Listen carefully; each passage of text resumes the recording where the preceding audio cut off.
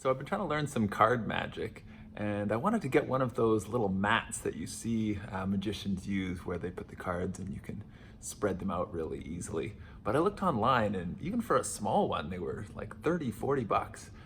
So I was like, maybe I can make something like that. So I found this velour bathrobe at the Salvation Army for 10 bucks.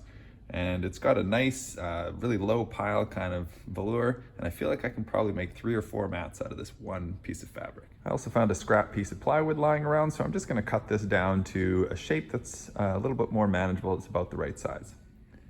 So I've just laid it out, and I'm just gonna trace around the outline with a Sharpie, and then cut it just a little bit bigger so that I can fold the edges over the back. Then we're just gonna use the little spray adhesive and coat the whole thing, and then we'll attach the fabric. Now I'm just going to fold the edge over like that, and then put a few staples in it with the staple gun. There we go, all stapled down. Let's flip it over. Beauty.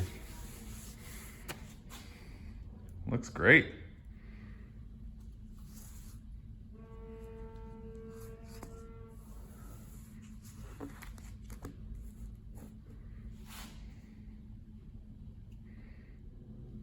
And there we go. With that one $10 bathrobe, I was able to make 4 pretty good magic mats. And I'm gonna use these for a little card magic activity I'm doing with my class.